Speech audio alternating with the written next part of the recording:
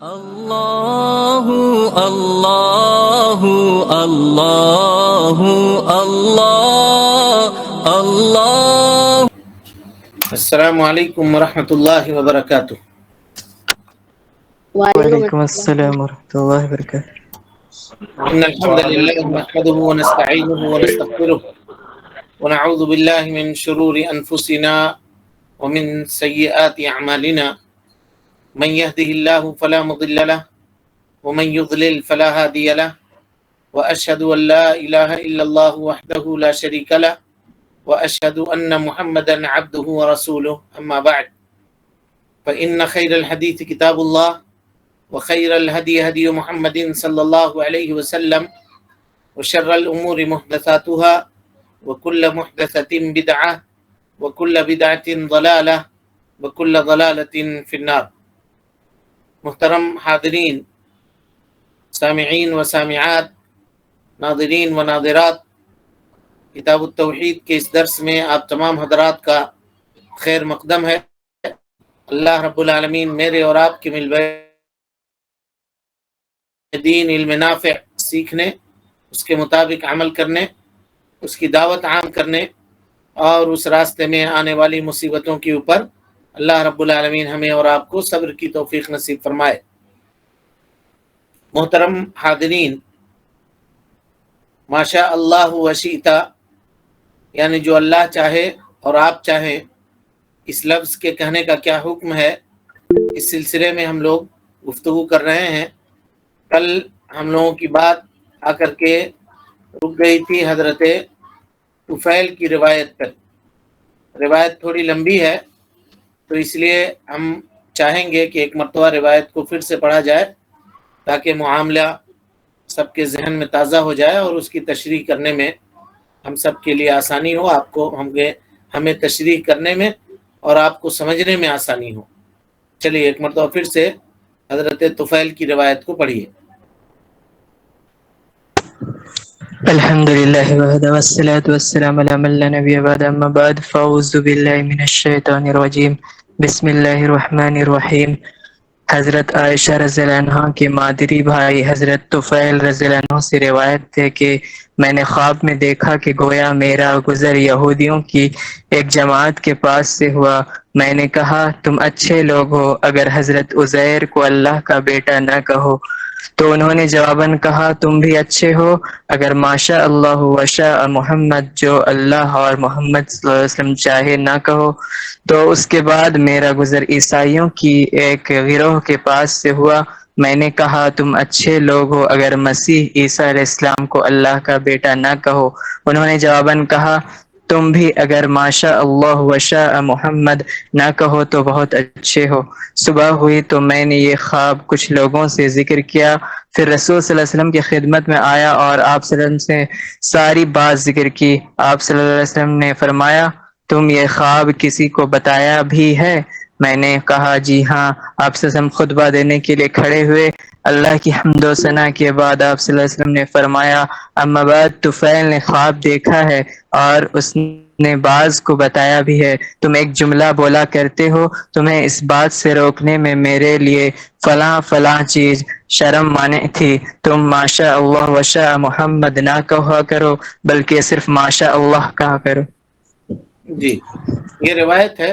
کل اس کے سند کے تعلق سے گفتگو آپ کے سامنے ہو چکی تھی۔ عن طفیل، حضرت طفیل سے یہ روایت ہے، یہ بتایا جا چکا ہے کہ صحابی ہیں اور حضرت طفیل سے صرف یہی ایک روایت مروی ہے جی، اس کے علاوہ اور اس صحابی سے کوئی اور روایت مروی نہیں ہے، یعنی حضرت طفیل رضی اللہ عنہ روایت کرنے والے ہیں، یہ سنگل روایت ہے جس کو وہ روایت کرنے والے صحابی ہیں۔ بہرحال ام المومنین حضرت عائشہ صدیقہ رضی اللہ عنہا کے ماں شریک بھائی ہیں، جس کو مادری بھائی صاحب کتاب نے کہا۔ ماں شریک بھائی کیسے ہیں کہ طفیل کے والد جو تھے وہ مکہ آئے اور ام رمان سے ان کی شادی ہوئی اور ان سے طفیل کی ولادت ہوئی اور اس کے بعد ان کا انتقال ہو گیا طفیل کے والد کا۔ تو ام رمان جب بیوہ ہو گئیں تو حضرت ابوبکر صدیق رضی اللہ عنہ نے ام رمان سے شادی کی، جن سے ام المومنین حضرت عائشہ صدیقہ رضی اللہ عنہا کی ولادت ہوئی۔ بہرحال کہتے ہیں رأیت کأنی، یعنی میں نے خواب میں دیکھا، حضرت طفیل کہہ رہے ہیں کہ میں نے خواب میں دیکھا۔ اتیتو یا بعض روایت میں مررتو، میں پہنچا یا میں گزرا، اعلی نفر من الیہود، یہودیوں کی ایک جماعت سے، اور بعض روایت میں اعلی رہت من الیہود، رہت کہتے ہیں جی ایک جماعت کو جس کی تعداد 3 سے لے کر کے 10 تک ہو، کہ وہاں سے میرا گزر ہوا، یہودیوں کے ایک جماعت سے گزر ہوا، یا ایک ایسی جماعت جس کی تعداد 3 سے لے کر کے 10 کے درمیان تھی، وہاں سے ہم گزرے۔ قلتو، تو میں نے ان سے کہا، طفیل کہہ رہے ہیں کہ میں نے ان سے کہا یہودیوں سے، انکم لانتم، انکم لانتم کیا ہے کہ تم بہترین قوم ہو، لولا انکم تقولون، اگر تم یہ بات نہ کہو، عزیر ابن اللہ، کہ عزیر اللہ کے بیٹے ہیں، اگر یہ بات تم نہ کہو تو تم لوگ اچھے لوگ ہو، یعنی یہ شرک اکبر جو تم کرتے ہو یہ اگر نہ کرو تو تم اچھے لوگ ہو۔ کہ عزیر یہ نیک اور صالح آدمی تھے، یہودیوں نے اس کی نسبت اللہ رب العالمین کی جانب کر دی اور کہا کہ وہ اللہ رب العالمین کے بیٹے ہیں، نعوذ باللہ من ذالک، تعالی اللہ عما یقول الظالمون علوا کبیرا، یہ ظالم لوگ یہودی اللہ تعالیٰ کے تعلق سے جو بات کہتے ہیں اللہ رب العالمین اس سے بہت بلند ہے۔ کہا قالو، تو یہودیوں نے یہ جواب دیا، وَأَنْتُمْ لَأَنْتُمُ الْقَوْمُ، تم لوگ بھی اے مسلمانوں کی جماعت بہت اچھے قوم ہو، اچھے لوگ ہو تم لوگ بھی، ہے نا، لولا انکم تقولون، اگر تم لوگ یہ نہ کہو، کیا، ما شاء اللہ و شاء محمد، اگر یہ نہ کہو تو تم لوگ بھی بہت اچھے ہو، یعنی جو اللہ چاہے اور محمد صلی اللہ علیہ وسلم چاہے، اگر تم لوگ یہ نہ کہو تو تم لوگ بھی بہت اچھے قوم ہو۔ یعنی یہودیوں نے سرچ کیا ہوگا جی پورا صحابہ کرام کے کلام کو، صحابہ کرام کے رہن سہن کو، ان کے اٹھنے بیٹھنے کو، زندگی گزارنے کے طریقے کو، لیکن شرک کہیں بھی نہیں پایا سوائے اس جملے کے اندر، ماشاء اللہ وشیتا، جو صحابہ کرام کہا کرتے تھے قبل اس کے کہ یہ ممانعت، یہ کہنے کی ممانعت نازل ہونے سے پہلے، یعنی یہ چیز ان کے اوپر ممنوع نہیں تھی، اس بات کو سمجھیے گا، کیونکہ اس کی ممانعت نہیں اتری تھی۔ جیسے شراب اس زمانے میں لوگ پیا کرتے تھے، وہ ممنوع نہیں تھا، عورتیں اس زمانے میں یعنی پردے کا پورا اہتمام نہ کر کے بھی باہر نکلا کرتی تھی، کیونکہ حجاب کی آیتیں نازل نہیں ہوئی تھی۔ اسی طریقے سے صحابہ کرام رضوان اللہ علیہم اجمعین یہ جملہ کہا کرتے تھے، کیونکہ اس جملے سے منع کرنے کی وحی اللہ کے نبی صلی اللہ علیہ وسلم کے اوپر نازل نہیں ہوئی تھی، تو یہ چیز ان کے حق میں ممنوع نہیں تھا یہ کہنا۔ اس کے بعد راوی کہتے ہیں طفیل، ثم مررت بنفر من النصارى، پھر میرا گزر نصارہ کے گروہ سے ہوا، حضرت عیسیٰ علیہ السلام کے پیروی کرنے والے لوگ، عیسیٰ علیہ السلام کے قوم سے ہوا، الذین قالوا، جن لوگوں نے کہا نحن انصار اللہ، یعنی انہی لوگوں نے کہا تھا کہ ہم اللہ رب العالمین کے مددگار ہیں، اسی سے ان کو نصارہ کہا جاتا ہے جی۔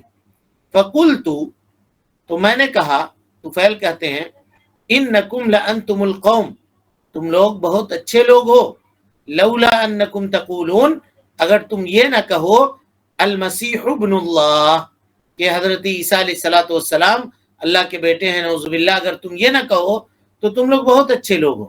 قالو، تو نصارہ کی جماعت نے یہ جواب دیا، وَإِنَّكُمْ لَأَنْتُمُ الْقَوْمُ، تم لوگ بھی بہت اچھے لوگ ہو، لولا انکم تقولون، اگر تم یہ نہ کہو ما شاء اللہ و شاء محمد، یعنی جو اللہ چاہے اور محمد چاہے، اگر تم یہ نہ کہو تو نصارہ جواب دے رہے ہیں طفیل کو کہ تم لوگ بھی بہت اچھے لوگ ہو اگر تم یہ نہ کہو تو۔ یہود اور نصارہ صحابہ کرام رضوان اللہ علیہم اجمعین کی جماعت کے اوپر عیب لگانے کا کوئی مخرج اور کوئی مقام نہیں پاتے ہیں سوائے اس جملے کے، سوائے اس جملے کے۔ راوی کہتے ہیں فلما اصبحت، جب میں صبح بیدار ہوا، اخبرت بها من اخبرت، چند لوگوں کو اس خبر کے تعلق سے میں نے بتلا دیا۔ ثم اتیت النبی صلی اللہ علیہ وسلم، پھر اللہ کے نبی صلی اللہ علیہ وسلم کے پاس میں پہنچا، فاخبرته، اور میں نے اس خواب کے تعلق سے آپ صلی اللہ علیہ وسلم کو خبر دی۔ قال، تو آپ صلی اللہ علیہ وسلم نے فرمایا، هل اخبرت بها احدا، کیا تم نے کسی کو بتایا ہے اس خواب کے بارے میں؟ قلت نعم، میں نے کہا کہ ہاں بتایا ہے اللہ کے نبی صلی اللہ علیہ وسلم۔ اب سوال یہ ہے کہ اللہ کے نبی صلی اللہ علیہ وسلم نے یہ سوال ان سے کیوں پوچھا؟ کسی کو تم نے بتایا ہے یا نہیں بتایا، کیوں پوچھا؟ جی، کیونکہ خواب بتانے سے پھر اس کی تعبیر اگر کوئی کر دی جائے تو حقیقت میں تبدیل ہو جاتی ہے۔ اور کوئی بات؟ تاکہ ان کو پتہ چل جائے کہ کن کو بتایا ہے اور ان کو بھی نبی صلی اللہ علیہ وسلم بتا دیں اس کے بارے میں۔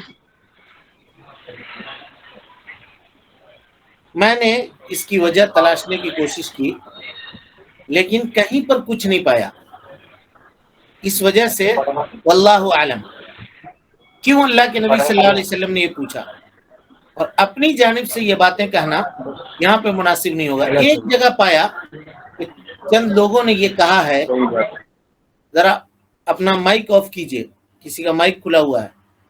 چند لوگوں نے کہا، کچھ علماء یہ کہتے ہیں کہ اللہ کے نبی صلی اللہ علیہ وسلم نے اس وجہ سے سوال کیا کہ اگر طفیل نے کسی کو خبر نہیں دی ہوگی تو ہم کہیں گے کہ تم اس سے چپ رہ جاؤ اور کسی کو نہ بتلاؤ، لیکن یہ بات سمجھ میں نہیں آتی ہے کیونکہ اللہ کے نبی صلی اللہ علیہ وسلم نے اس کو خیر کی دلیل سمجھا، اور اس خیر سے خواب میں جو خیر حضرت طفیل کو نظر آیا اس سے آپ نے اپنی امت کو آگاہ کیا، تو لہٰذا اگر کوئی پوچھے تو کہیے واللہ اعلم۔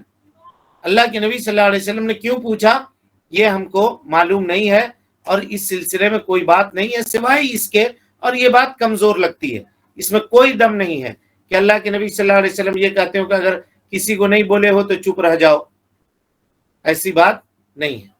قال، راوی کہتے ہیں طفیل، فحمد اللہ، اللہ کے نبی صلی اللہ علیہ وسلم نے حمد و ثنا بیان کی، اللہ کی تعریف بیان کی، یعنی آپ خطبہ دینے کے لیے کھڑے ہوئے۔ ثم قال، اور اس کے بعد کہا اما بعد، تمام تعریف اللہ رب العالمین کے لیے ہے، اس کے بعد کیا کہا؟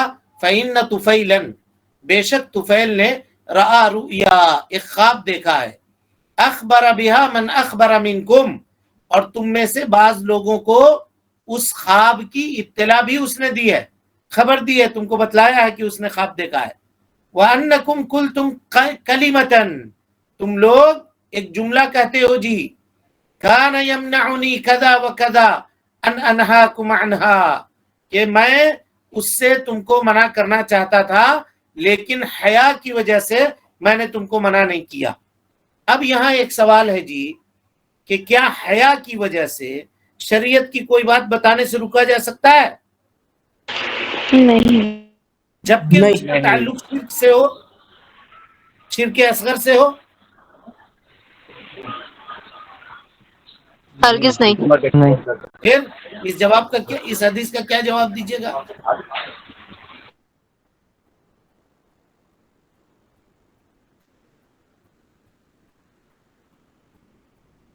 ہم نے جو شرح بھی کی ہے، اگر کسی نے غور سے اس کو سنا ہوگا تو اس کا جواب دے دے گا۔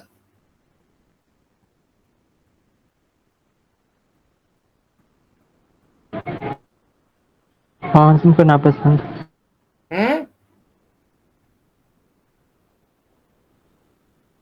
ارے میرے بھائی، ابھی ہم بولے کہ اس سلسلے میں کوئی حکم نازل نہیں ہوا تھا، جب حکم نازل نہیں ہوا تھا، کوئی دلیل نہیں تھی، تو اللہ کے نبی صلی اللہ علیہ وسلم کیسے منع کرتے؟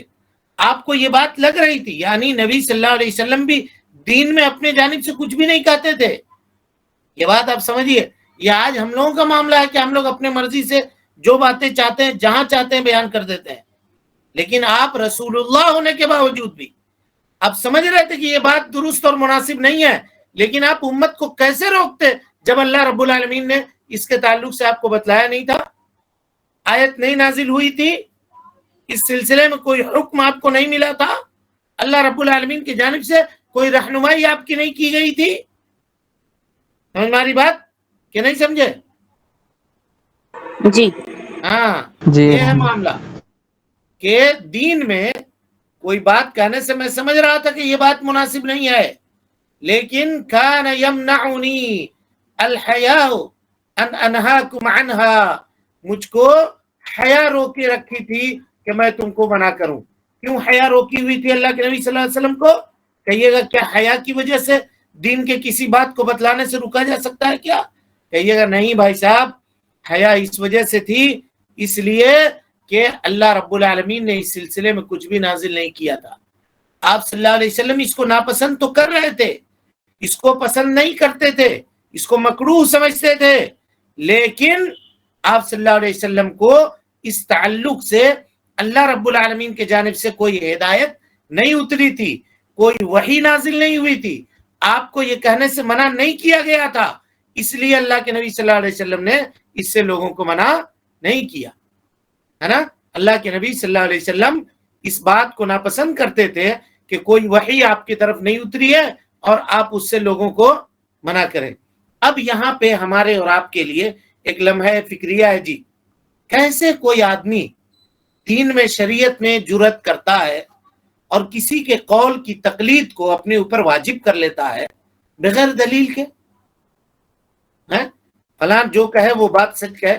اللہ کے نبی صلی اللہ علیہ وسلم ایک بات کو غلط جاننے کے باوجود امت کو نہیں بتا رہے ہیں کیونکہ وحی نہیں ہے، دلیل نہیں ہے اس مسئلے پر، اب خاموش ہیں، چپ ہیں۔ کہا کہ مجھ کو حیا آ رہی تھی کہ جب میرے اوپر کوئی حکم نہیں اتری ہے اس تعلق سے تو میں تم کو کیسے منع کروں؟ لیکن آج لوگوں کی باتوں کو ماننے کے اوپر یہ کہتے ہیں، کوئی آدمی کوئی کہہ دیتا ہے یہ حلال ہے، یہ حرام ہے، اٹکل پچو، جبکہ اس کو کچھ بھی نہیں معلوم ہے، یہ حق ہے، یہ باطل ہے، کچھ بھی نہیں معلوم ہے۔ 4 کتابیں اردو کی پڑھ لیتا ہے، سوچتا ہے کہ ہم بہت بڑے مفتی ہو گئے، ہم کو سب معلوم ہے، ہم ہر مسئلے میں فتویٰ دے سکتے ہیں، ہر مسئلے میں بات کر سکتے ہیں۔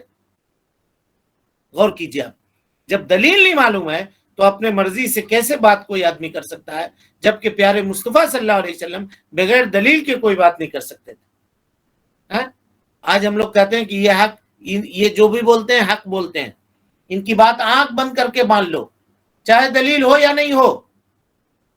ارے بھائی، اگر دلیل دے بھی کوئی آدمی تو یہ دیکھا جائے گا کہ اس کی دلیل صحیح ہے یا نہیں ہے، وہ دلیل سے صحیح طور پہ استدلال کر رہا ہے یا نہیں کر رہا ہے، کیا اس دلیل سے ٹکرانے والی کوئی بات آ رہی ہے یا نہیں آ رہی ہے۔ لوگوں کو فلاں کے امام کی بات کو مان لو، امام حنیفہ رحمۃ اللہ علیہ اتنے بڑے عالم ہو گئے، بھائی عالم ہوں گے، اب دلیل دیجئے۔ وہ جو مسئلہ دے رہے ہیں، کیا اللہ رب العالمین نے امام حنیفہ رحمۃ اللہ علیہ کو دین کے اندر اتھارٹی دیا ہے کیا آپ اپنے مرضی سے جو چاہیں بول دیں؟ کیا امام شافعی کو دیا ہے کیا؟ امام احمد بن حنبل کو دیا ہے کیا؟ یا کسی بھی امام کو، کسی بھی مولوی کو، کسی بھی مفتی کو دیا ہے کیا؟ نہیں دیا ہے۔ آپ دلیل دیجئے، آپ کون ہیں ہم نہیں جانتے ہیں، ہاں دلیل اگر آپ دیتے ہیں اور دلیل صحیح ہے، دلیل سے استدلال صحیح ہے اور دلیل سے کوئی دلیل ٹکرا نہیں رہی ہے، تب ہم اس کو مانیں گے۔ بصورت دیگر آپ کی بات، چاہے آپ کتنے بڑے عالم کیوں نہ ہو، آپ کی خدمات دین اسلام کے لیے کتنے ہی کیوں نہ ہو، آپ کی بات قبول نہیں کی جائے گی، نہیں مانی جائے گی، کیونکہ ہم کو حق بات ماننے کا حکم دیا گیا ہے۔ جہاں حق بات ظاہر ہوگی اور دلیل سے ظاہر ہوگی ہم اس کو مانیں گے۔ کیسے ظاہر ہوگی جی حق بات؟ کئی طریقے ہیں اس کے۔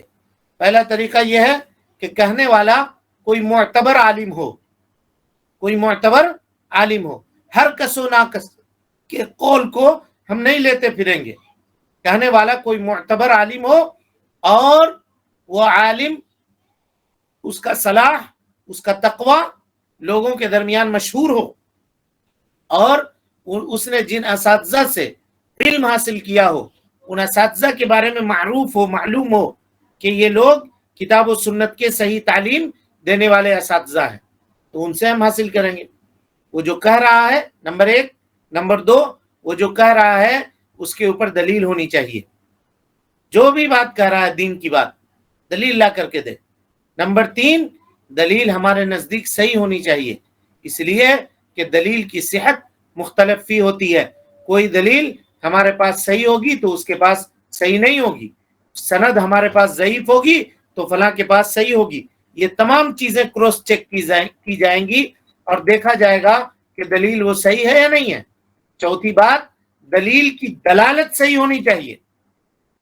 صرف دلیل صحیح ہونے سے نہیں ہوگا، دلیل یہ دیکھا جائے گا کہ دلیل جس چیز کو یہ ثابت کر رہا ہے اس کے اوپر دلالت کر رہا ہے یا نہیں کر رہی ہے. کیونکہ انسان دلیل سے ضروری ہے کہ اس کے استدلال کا طریقہ بھی صحیح ہو، ورنہ جو لوگ کفر کرتے ہیں، شرک کرتے ہیں، وہ بھی دلیل دیتے ہیں. جو مزاروں کو پوچھتے ہیں وہ بھی دلیل پکڑتے ہیں، جو بدعت کرتے ہیں وہ بھی دلیل پکڑتے ہیں. ان کی دلیل اپنے مدلول کے اوپر، اپنی دلالت کے اوپر مکمل نہیں ہوتی ہے، لہذا ہم ان کی بات کو نہیں مانیں گے. لہذا صرف یہ کہہ دینا کہ ہمارے پاس دلیل ہے، ہم نہیں. دلیل لاؤ، دلیل کو چیک کریں گے سند کے اعتبار سے، پھر دیکھنے کے بعد متن کے اعتبار سے چیک کریں گے کہ آپ جس مسئلے کو ثابت کرنا چاہ رہے ہیں وہ مسئلہ اس دلیل سے ثابت ہو رہا ہے کہ نہیں ہو رہا ہے، اور آپ جو سمجھ رہے ہیں آپ سے پہلے سلف میں سے کسی نے اس دلیل سے سمجھا ہے یا نہیں سمجھا ہے، یہ ہم دیکھیں گے. اور اسی طریقے سے یہ بھی دیکھیں گے کہ وہ دلیل اس جیسے پاور کی دلیل سے ٹکرا تو نہیں رہی ہے، اس کے مساوی یا اس سے مضبوط کوئی دلیل ایسی تو نہیں آ رہی ہے جو اس دلیل سے ٹکرا رہی ہو. اس کو بھی دیکھیں گے اور دیکھنے کے بعد ہم اس کے اوپر فیصلہ کریں گے. ٹھیک ہے، تب جا کر کے ہم اس بات کو حق سمجھیں گے اور مانیں گے. کوئی بھی آ کر کے کہہ دیا، کوئی بھی بات بتا دیا تو اس کی بات شریعت کے اندر ناقابل قبول ہوگی اور اس کی بات نہیں مانی جائے گی. سمجھ رہے ہیں؟ شریعت ماننے کا یہ کرائٹیریا ہے کہ اسی کے اوپر مانا جائے گا. کیوں؟ اس لیے کہ اللہ کے نبی جناب محمد رسول اللہ صلی اللہ علیہ وسلم کو حیا مانے تھی کہ وہ اس کلمے سے لوگوں کو منع کریں، کیونکہ اس سلسلے میں کوئی وحی آپ کے اوپر نازل نہیں ہوئی تھی. جب یہ خواب صحابی نے دیکھ لیا اور یہ خواب حق تھا جس کی تصدیق اللہ کے نبی صلی اللہ علیہ وسلم نے کی، تو اس کے اوپر آپ نے اس مسئلے کو ترتیب دی اور آپ صلی اللہ علیہ وسلم نے لوگوں کو یہ کہنے سے منع کر دیا اور کہا کہ اب کوئی بھی آدمی تم نے کہا ماشاء اللہ وشاء محمد نہیں کہے گا. اور یہ اس بات کے اوپر بھی دلیل ہے جی کہ ماشاء اللہ وشاء محمد یا ماشاء اللہ وشیتا اگر کوئی آدمی کہے گا تو یہ شرک اصغر ہے، اس لیے کہ اگر یہ شرک اکبر ہوگا تو اللہ کے نبی صلی اللہ علیہ وسلم اس کے منع کرنے سے رکتے نہیں، کیونکہ شرک اکبر کی وحی تاخیر نہیں ہوتی ہے. وہ اللہ کے نبی صلی اللہ علیہ وسلم کے اول بعثت میں شرک اکبر سے آپ کو منع کر دیا گیا تھا، اور شرک اکبر میں تدریج نہیں ہے بلکہ تدریج شرک اصغر میں بسا اوقات ہے، جیسا کہ یہاں آپ کو ثابت ہوا. تو اس سے یہ پتا چلا کہ صحابہ کرام رضوان اللہ علیہم اجمعین کا یہ کہنا ماشاء اللہ وشیتا. اب آج کل کے زمانے میں کوئی آدمی کہے کہ تب تو اتنا دن تک صحابہ کرام شرک اصغر کر رہے تھے نعوذ باللہ من ذالک، تو کسی بھی آدمی کو کے لیے یہ کہنا جائز اور درست نہیں ہوگا. کیوں جی؟ کیوں درست نہیں ہوگا؟ کیونکہ کی آیت نازل ہی نہیں ہوئی تھی، صحابہ کرام کو اس سے منع ہی نہیں کیا گیا تھا، کوئی اس کا حکم جانتا ہی نہیں تھا، یہاں تک کہ اللہ کے نبی جناب محمد رسول اللہ صلی اللہ علیہ وسلم نے بتلا دیا. بالکل اسی طریقے سے جس طرح سے کچھ صحابہ کرام حرمت کی آیت نازل ہونے سے پہلے شراب پیتے تھے، شراب نوشی کرتے تھے، اس کی محفلیں جمع کرتی تھی صحابہ کرام حرمت کی آیت نازل ہونے سے پہلے. لیکن جب حرمت کی آیت نازل ہو گئی صحابہ کرام نے شراب کو اٹھا کر کے پھینک دیا اور اس کو انہوں نے چھوا تک نہیں. اس کے بعد پینا تو دور کی بات، جس کے سامنے گھڑے تھے گھڑوں کو توڑ کر کے انہوں نے بہا دیا. تو وہ ہمارے آپ جیسے نہیں تھے کہ آج کر لیتے ہیں کل کر لیتے ہیں پھر دیکھیں گے، ایک ہے تو اس کو ختم کر لیتے ہیں، سامان کو کیوں ضائع کریں گے، ایسا نہیں ہے. حرمت ثابت ہو گئی اس کو چھوڑ دیا. جب صحابہ کرام کے پاس دلیل آ گئی اور اللہ کے نبی صلی اللہ علیہ وسلم نے منع کر دیا تو اس سے پوری طور پہ وہ رک گئے، اور کبھی بھی کوئی صحابی اس کے بعد اس جملے کو ادا نہیں کرتا ہے، اور تمام کے تمام صحابہ کرام اس جملے کو ادا کرنے سے رک جاتے ہیں۔ چلیں مسائل۔ ایک یہودی شرک اصغر سے واقف تھے۔ معرفت الیہود بالشرک الاصغر، اللہ اکبر، بڑا عظیم جملہ ہے جی۔ شیخ الاسلام نے یہ جو جملہ کہا ہے ہم سب کے لیے لمحہ فکریہ ہے۔ یہود و نصارہ شرک اصغر کو پہچانتے ہیں۔ پہلی حدیث میں جو قتیلہ کی حدیث گزری ہے وہ یہود نے بتایا تھا نا، اور حدیث ثانی جو طفیل رضی اللہ عنہ کی گزری ہے اس میں نصارہ کا تذکرہ آیا، یہود اور نصارہ دونوں کا۔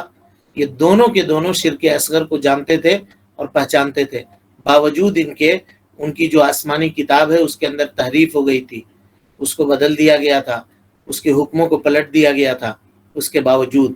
لیکن آج افسوس کا مقام ہے کہ بعض مسلمان جن کے پاس اللہ کی کتاب موجود ہے اور ان کے نبی، ان کے پیغمبر جس کے اوپر وہ ایمان لانے والے ہیں، ان کی سنتیں موجود ہیں، باوجود اس کے وہ شرک اکبر کو نہیں پہچانتے، بلکہ اللہ رب العالمین کی عبادت شرک اکبر کے ذریعے کرتے ہیں، مشرکین سے محبت کرتے ہیں، موحدین سے بغض و عداوت رکھتے ہیں، موحدین کو گالی گلوچ کرتے ہیں، اور ایسے لوگ جو اسلام کی جانب اپنی نسبت کرتے ہیں شرک اصغر کو نہیں سمجھتے۔ بعد آدمی آپ کو ایسے ملیں گے جو فقر و فاقہ کے اندر ڈوبے ہوئے ہوں گے، اپنے گھر میں کبھی کبھار وہ گوشت بناتے ہوں گے، پکاتے ہوں گے، لیکن فلاں ولی کے نام پہ، فلاں قبر کے نام پہ اگر جانور ذبح کرنے کی ضرورت پڑ جائے تو اپنی عمر بھر کی کمائی لٹا کر کے بھی وہ جانور کو ذبح کر لے گا اور اس کو کرے گا، اگرچہ بچے اس کے بھوک سے بلک رہے ہوں لیکن وہ یہ کام کر لے گا۔ یہ شرک اکبر ہے، اس کو معلوم ہی نہیں ہے، اس کو پتہ ہی نہیں ہے کہ یہ کام جو وہ کر رہا ہے وہ شرک اکبر ہے۔ کتنا افسوس کا مقام ہے، یہ غور کیجئے۔ اور کس قدر ڈکیت دنیا کے اندر زیادہ ہو چکے ہیں کہ لوگوں کو توحید سے نفرت دلاتے ہیں، شرک سے محبت کا پیغام لوگوں کے سامنے والعیاذ باللہ پیش کرتے ہیں اور کہتے ہیں کہ یہی اصل دین ہے۔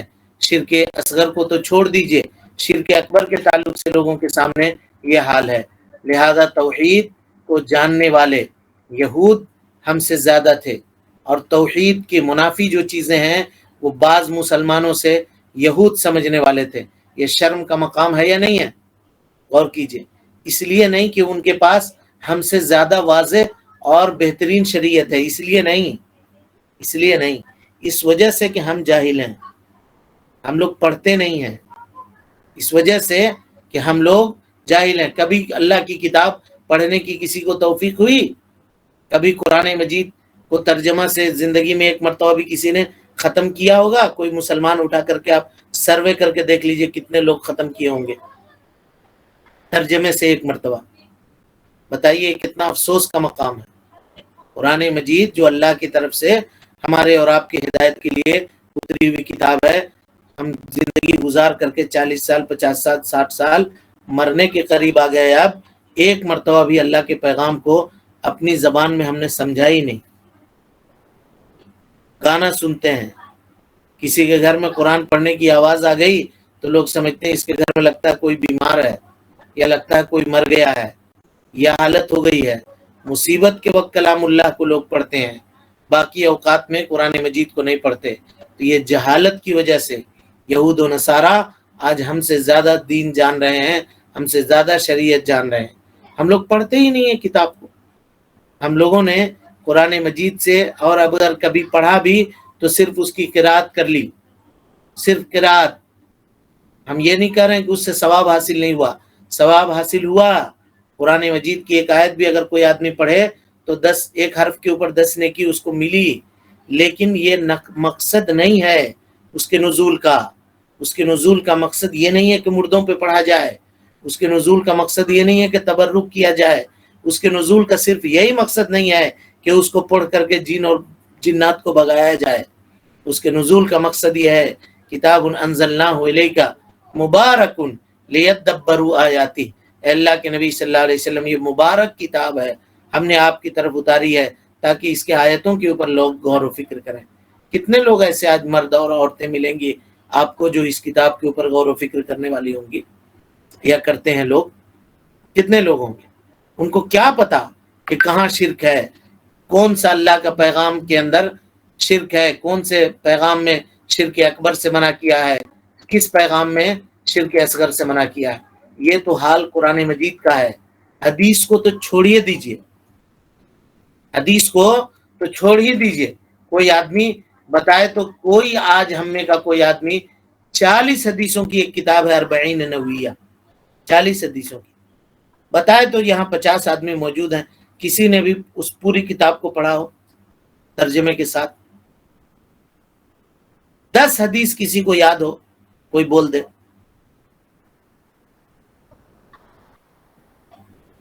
اور اس کے بعد کچھ ہو جائے تو ہم مسلمان ہیں، خالی جھنڈا والے مسلمان، جھنڈا لے کر کے نکلیں گے، ہم یہ برداشت نہیں کریں گے۔ نبی کی توہین نعوذ باللہ نہیں کرنا چاہیے برداشت۔ ہم یہ نہیں کہہ رہے ہیں کہ یہ بات غلط ہے، لیکن یہ بھی تو غلط ہے کہ آپ نبی کو نبی مان کر کے ان کے باتوں کو نہیں سن رہے ہیں، ان کی باتوں کو نہیں پڑھ رہے ہیں۔ لوگ کسی کو فین بناتا ہے اپنا، اس کا فالو کرنے والا ہوتا ہے تو اس کی زندگی کے ایک ایک لمحہ کو دل و جان سے لگا کر کے رکھتا ہے۔ ہم کہتے ہیں ہم کیسے محبت کرنے والے لوگ ہیں جی؟ ہم لوگوں کا محبت جھوٹا ہے اور ہمارے ایمان کے اندر نقص ہے، ہمارے اسلام کے اندر کمی ہے۔ کس منہ سے ہم لوگ کہتے ہیں کہ ہم لوگ جنت جائیں گے؟ یہی منہ لے کر کے جنت جائیں گے کہ ہمارے پاس علم یہودیوں سے بھی کم ہے، نصارہ سے بھی کم ہے، اور یہ وجہ نہیں ہے کہ ہمارے دین میں کوئی کمی ہے، نعوذ باللہ۔ ہم نے دین کو پڑھا ہی نہیں ہے، دین کو ہم نے پڑھا ہی نہیں ہے۔ اللہ ہم سب کے حالات کے اوپر رحم فرمائے۔ انشاءاللہ پھر مسائل کی تشریح آئندہ کے دروس میں آپ کے سامنے کی جائے گی۔ اللہ رب العالمین سے دعا ہے کہ اللہ تعالی، اب درس کہاں سے کہاں نکل جاتا ہے، اللہ تعالی ہم سب کے حالات کے اوپر رحم فرمائے، اور اللہ رب العالمین دین کو سمجھنے، دین کا فہم اور اس کی تفقہ حاصل کرنے کی توفیق اللہ رب العالمین ہم سب کو عطا فرمائے، اور دین سے محبت پیدا کرے، دین سیکھنے سے محبت پیدا کرے، دین کے اوپر عمل کرنے کی محبت پیدا کرے، جب تک زندہ رکھے، دین اسلام پہ زندہ رکھے، اور جب اٹھائے ایمان پہ اٹھائے۔ آمین وآخر دعوانا ان الحمدللہ رب العالمین۔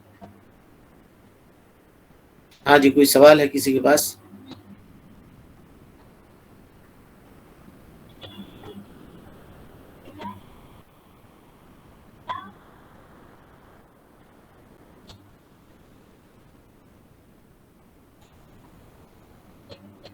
قرآن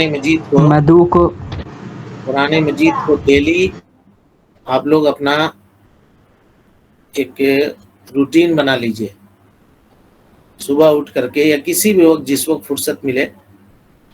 آج کل موبائل میں بھی قرآن مجید ہے الحمدللہ، اس کو نکال کر کے اس ترجمہ سے کوئی ایک ترجمہ اٹھا لیجئے، احسن البیان، تھوڑا ترجمہ، تھوڑی تفسیر، مختصر تفسیر ہے، اس کو کم سے کم پڑھ کر کے زندگی میں ایک بار، یعنی یہ کتنا بڑا افسوس کی بات ہے بتائیے نا، 40 سال 50 سال ہم لوگ اپنی زندگی گزار دیتے ہیں لیکن قرآن ایک مرتبہ ترجمہ سے نہیں پڑھتے ہیں۔ مر جائیں گے تو ایسے ہی مر جائیں گے تو افسوس نہیں ہوگا؟ اللہ کے پیغام کو بغیر پڑھے مر گئے، ایک مرتبہ سمجھنے کی توفیق بھی نہیں ہوئی، اتنی لمبی عمر ملی تھی۔ کل اگر اللہ تعالیٰ پوچھ دے 40 سال کی عمر میں سے اگر تم 10 دن بھی نکال دیتے، 1 مہینہ بھی نکال دیتے تو قرآن مجید ترجمے سے پڑھ لیتے، لیکن تم نے نہیں کیا۔ بہت افسوس کا مقام ہے۔ تو یہ روٹین بنا لیجئے کہ اس کو پڑھیے۔ حدیث کی مختصر کتابیں انشاءاللہ اب یہ ہم لوگ تقریباً 60ویں پڑاؤ پہ ہیں، 6-7 باب اس کا باقی بچ گیا ہے، اس کے بعد انشاءاللہ حدیث پڑھائیں گے انشاءاللہ العزیز۔ السلام علیکم۔ وعلیکم السلام جی۔ غیر مسلم مدعو کو اس کے شرک کے نفی کر کے کیا اس کو تعریف کیا جا سکتا ہے، جیسے کہ حدیث میں بتائی تم اچھے لوگ ہو تم لوگ؟ ہاں، من حیث القوم ان کو یہ کہا جا سکتا ہے کہ تم اچھے لوگ ہو اگر یہ کام نہ کرو تو؟ بھائی آدمی جی فی نفس ہی برا نہیں نہ ہے، فی جی نفس جی ہی برا نہیں ہے، آدمی اپنے عمل سے برا ہوتا ہے۔ تم اگر یہ اپنا یہ عمل چھوڑ دو تو تم بہت اچھے آدمی ہو۔ حضرت کس کو، عبداللہ ابن عمر کو کہا تھا اللہ کے نبی صلی اللہ علیہ وسلم نے، تو بہت اچھا آدمی اگر تہجد پڑھنا شروع کر دے تو، تہجد پڑھنا شروع کر دے تو نعم الرجل عبد اللہ لو صلی باللیل، اگر تہجد پڑھنے لگے تو بہت اچھا آدمی ہے، کہا جا سکتا ہے، کوئی حرج نہیں۔ جی جزاک اللہ۔ السلام علیکم ورحمۃ اللہ وبرکاتہ۔ وعلیکم السلام ورحمۃ اللہ وبرکاتہ۔ ایک سوال تھا سر، مطلب آؤٹ آف ٹاپک ہے۔ ہاں بولیے۔ ایک سوال تھا آپ کا، جیسے کہ خود کا یا کسی شخص کا طبیعت خراب ہو جائے یا کوئی پریشانی میں مبتلا ہو جائے، اس کے حق میں شفا کے لیے پیسہ یا کوئی سامان ماننا کیسا ہے؟ فار ایگزامپل جیسے کہ اے اللہ فلاں کا طبیعت ٹھیک کر دے، میں 200 مسجد میں ڈالوں گا یا کسی غریب محتاج کو کچھ کھانا کا سامان مہیا کر دیں گے، یہ کیسا ہے؟ یہ ماننا درست نہیں ہے، صحیح نہیں ہے، اس کو نظر کہتے ہیں، اور نظر کی نظر مقید اس کو کہتے ہیں کہ اگر اللہ نے میرے مریض کو شفا یابی عطا کر دی تو میں اللہ کے راستے میں 10 مسکین کو کھانا کھلاؤں گا مثال کے طور پر، یا مسجد میں 200 روپیہ دوں گا، یا ایک غریب کو یہ دوں گا۔ یہ کہنا علماء نے کہا کہ یہ درست نہیں ہے، نظر کی یہ قسم جائز نہیں ہے، اس لیے کہ اللہ رب العالمین کی عبادت کنڈیشن پہ نہیں کی جا سکتی ہے۔ ہم کو اللہ نے پیدا ہی کیا ہے عبادت کرنے کے لیے، صدقہ و خیرات کرنے کے لیے۔ یہ کہنے کیا مطلب ہوا کہ اگر ہوگا تو، اگر اللہ نہیں شفا دے گا تو آدمی خرچہ نہیں کرے گا، اس کا مطلب صدقہ نہیں کرے گا؟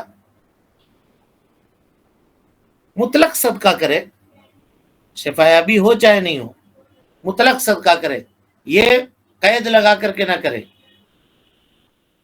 اس لیے کہ نبی صلی اللہ علیہ وسلم نے فرمایا کہ صدقہ کیا کرو، فإن الصدقۃ تطفئ غضب الرب، اللہ رب العالمین کے ناراضگی کو اور اس کے غصے کو ٹھنڈا کرتا ہے صدقہ سے بلائیں مصیبتیں دور ہوتی ہیں، تو ایسے ہی صدقہ کیا کرے آدمی۔ لیکن یہ کہنا کہ اگر ٹھیک ہو گیا تو ہم یہ کریں گے، اگر ٹھیک ہو گیا تو ہم یہ کریں گے، یہ کہنا درست نہیں ہے، اور ایسا نظر بھی صحیح نہیں ہے۔ لیکن اگر کوئی مان لے تو اس کو پورا کرنا ہے، ٹھیک ہے؟ السلام علیکم شیخ۔ وعلیکم السلام ورحمۃ اللہ وبرکاتہ۔ جیسا کہ یہ ابھی سوال کیے تھے کہ صدقہ و خیرات کے بارے، اسی ہاں کے جیسے کہ مان لیجیے اگر کوئی حادثہ ہو جاتا ہے اور حادثہ ہونے سے وہ انسان بچ گیا، یا پھر کسی حادثہ سے ہوتے ہوتے وہ بچ گیا، پھر اس کے بعد کیا کرتے ہیں کچھ لوگ پیسے نکال کر کے مسجد میں دیتے ہیں، تو وہ کیا حد تک صحیح ہے کیا شیخ؟ حادثہ ہو کے بچ گیا تو جی جی جی دے سکتا ہے، اگر بغیر مانے شکرانے نعمت کے طور پر کہ اللہ تعالیٰ نے اس کی حفاظت فرما دی ہے نا، شکرانے نعمت کے طور پہ بغیر کسی کنڈیشن کے دے رہا ہے، دے سکتا ہے، کوئی حرج نہیں ہے۔ اگر اس کو کوئی لوگ بہت لوگ اس کو ضروری سمجھ رہتے ہیں کہ نہ، بہت بڑا حادثہ سے ضروری بچ نہیں گیا، ہے، دینا ضروری ایسا نہیں ہے ہے، ویسا ہے، اس طرح کا۔ ضروری نہیں ہے، ضروری نہیں ہے، ضروری صرف زکوٰۃ ہے جی، صرف زکوٰۃ ضروری ہے، باقی جو ہے وہ صدقہ ہے، اور نفلی صدقہ ہے وہ۔ شیخ یہ پیسہ مسجد میں ڈالا جائے گا یا پھر یہ مسکین یا غریبوں کے حق میں جائے گا؟ اگر اس طرح کوئی عمل کرتا ہے تو، کیونکہ اکثر مسجد میں ڈال دیتے ہیں، تو وہ درست ہے؟ ہاں جیسے کہ ابھی بھائی نے جو سوال کیے ہیں، جو کوئی حادثات سے اگر بچ جاتے ہیں تو مسجد میں ڈالنا درست ہے یا پھر غریب و اگر مسکین کو؟ مسجد میں بیت المال قائم ہے نا، مسجد میں اگر بیت المال قائم ہے اور غریبوں کو مسکینوں کو وہاں سے دیا جاتا ہے، مدد کیا جاتا ہے، تو مناسب ہے کہ آپ مسجد ہی میں جا کے ڈالیں، بیت المال میں دیں۔ اور اگر بیت المال قائم نہیں ہے تو آپ اپنے مرضی سے کسی محتاج آدمی کو تلاش کر کے اس کو دے سکتے ہیں، یا آپ کا کوئی رشتہ دار ہے محتاج جس کو آپ جانتے ہیں اس کو دے دیجئے چپکے سے.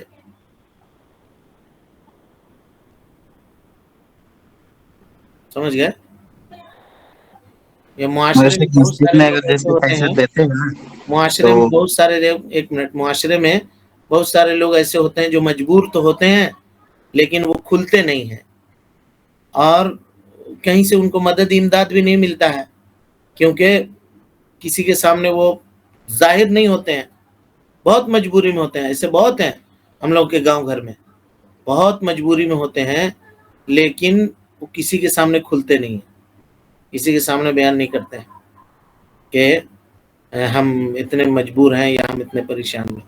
آپ پڑوسی ہیں، اگر آپ جانتے ہیں کہ وہ ایسا مجبوری میں ہے بیچارہ، کیونکہ پڑوسیوں کو پڑوسی کی خبر ہوتی ہے، ہونی چاہیے، اس کو لے جا کر کے دے دیجیے آپ چپکے سے، بغیر کسی کو کچھ کہے ہوئے. ویسا کر سکتے ہیں. لیکن اگر ویسی کوئی سچویشن آپ کے پاس نہیں ہے اور بیت المال کا اچھا نظام ہے، وہاں سے غریبوں کو، مسکینوں کو دیا جاتا ہے، ان لوگوں کے اوپر خرچ کیا جاتا ہے، تو ان کو دیا جائے.